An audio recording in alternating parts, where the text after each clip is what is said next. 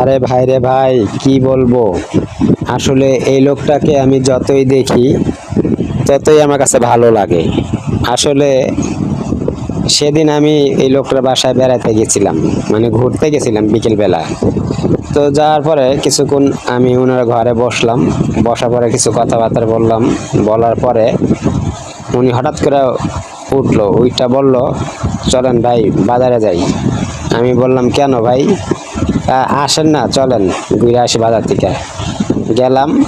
যাওয়ার পরে উনি 3 কেজি মুরগি, 3 কেজি আটা এবং তেল, তারপর আপনার মশলা যা যা লাগে সম্পূর্ণ কিনলো আর কি। কেনার পরে বাসা আসলো। আইসা আমি ভাবলাম হয়তো বাসার জন্য। পরে দেখলাম যে না। আর এই লোকটা তো মনে করেন কাজ করতে করতে অবস্থা খারাপ, দেখেন গাইমা কি হয়েছে। লোকটা যে মানে অনেক কাজ করছে আজকে।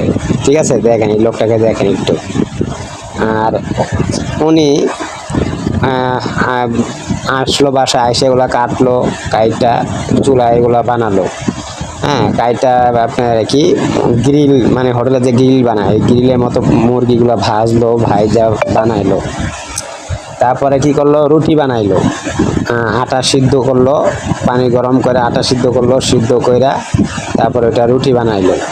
রুটি বানায়া পরে বাসার সবাইকে নিয়ে, মানে সে তার মন মতো করে আনন্দ করে আর কি খাওয়া দাওয়া করবে তাই।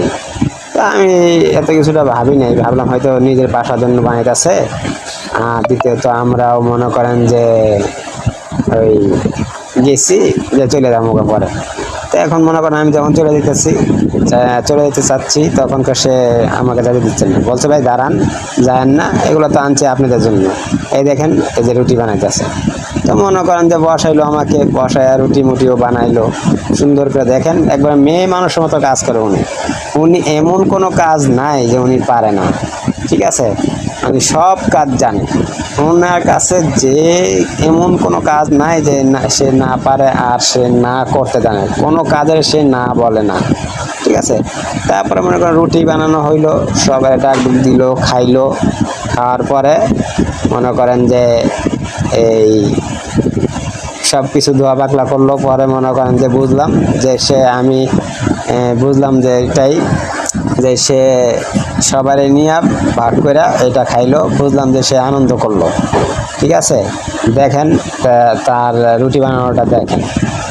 দেখেন, দেখছেন সে যে রুটি বানাইতেছে, দেখেন কত সুন্দরভাবে। একটা মহিলা মানুষও তার কাছে রুটি বানাইতে পারে না, এরকমভাবে রুটি বানাইতে পারবে না, তার কাছে ফেল। আসলে ওনাকে যতই দেখবেন আপনি ততই অবাক হবেন। দেখেন ওনার কাজ কামগুলো দেখলে ভাই খুব অবাক হইতে হয়। ওনার কাছে এমন কোনো কাজ নাই যে সে পারে না।